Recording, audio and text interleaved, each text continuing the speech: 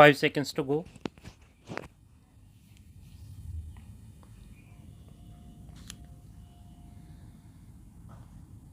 Start.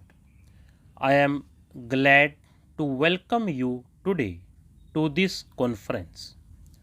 As you are aware, our object is to discuss problems of universities with special reference to the improvement of standards and coordination of facilities for higher education.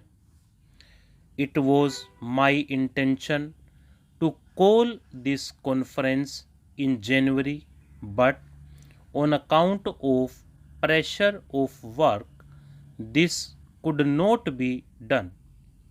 The problem we have met to discuss is not new, though it has acquired a new urgency after the attainment of independence.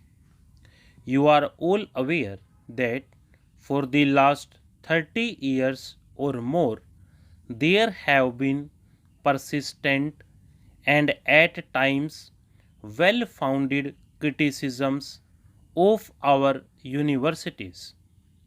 The great increase in the number of students has been accompanied by a fall in the standard of attainment.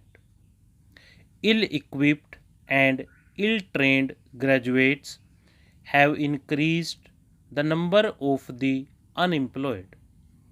Their indiscipline and lack of purpose have added to our difficulties at a time when the attainment of independence has posed great problems of reconstruction and development before the country.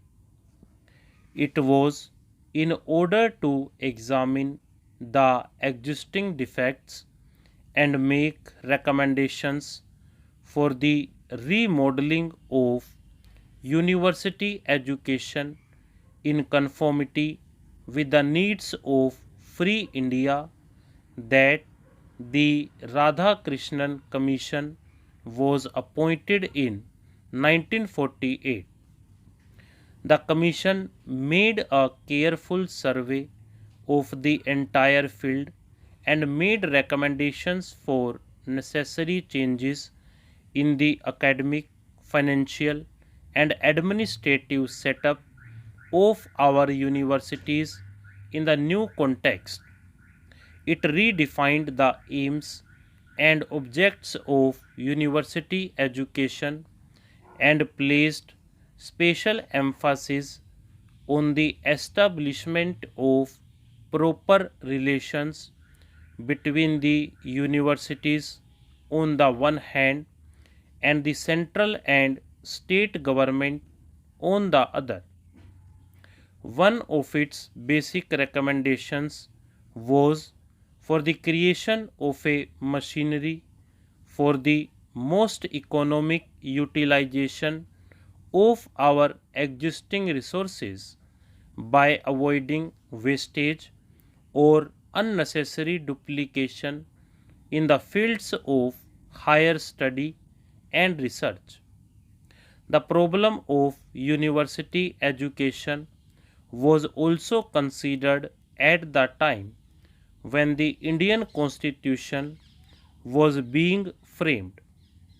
There were detailed discussions as to whether university education should be made a central or a state responsibility. The Radhakrishnan Commission had recommended that the all India aspects of university education, the repercussions and interchanges necessary and desirable between universities, and the need or a national guarantee of minimum standards of efficiency require that university education should be a concurrent responsibility of the center and the states. The Commission had mentioned that coordination of facilities in special subjects be of the governments. The coordination of facilities in higher education and the maintenance of standards of university education is thus an exclusive central responsibility. This makes it necessary for the Government of India to take an immediate and direct interest in the affairs of all universities in order to ensure that the provisions of the Constitution are carried out. The government has considered the matter carefully and reached the conclusion that this responsibility cannot be discharged without the creation of an agency which would enable the government to carry out the necessary supervision and overall guidance. Since this duty is an exclusive central responsibility, the government would have been entitled to set up for these purposes an official body composed of its own officers and nominees. The government did not, however, do so. The government recognizes the value of university autonomy and desires that the necessary reforms in universities should, as far as possible, be initiated by the universities themselves. The government is also of the view that in all such steps for the improvement of standards of higher education in the country, the cooperation of the states at every step is not only desirable but essential. It is on this account that the Government of India prepared a draft bill entitled Universities Regulation of Standards Bill. Before introducing it into Parliament, the Government of India referred it to the state governments and the universities for their advice and guidance.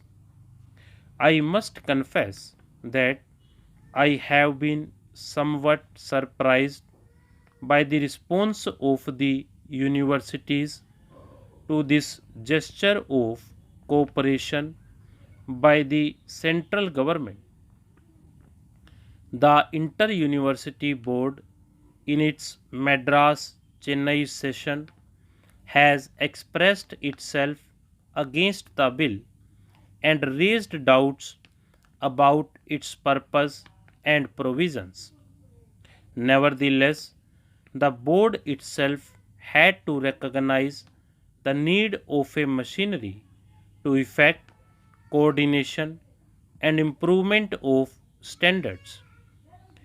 In view of this recognition, the suggestion that the draft bill indicates a desire of the Government of India to interfere with the internal autonomy of the universities is quite unfounded, and it is difficult for me to understand the grounds for such suspicion.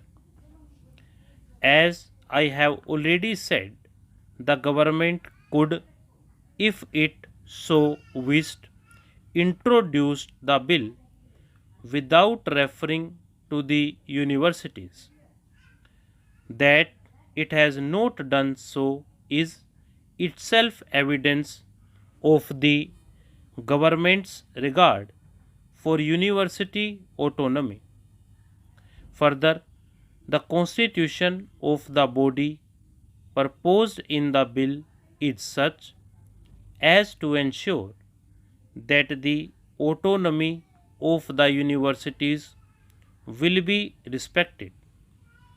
The government could have proposed the appointment of a body under its own control to look into the affairs of the universities, but instead, the government has proposed that it should be autonomous also. Stop.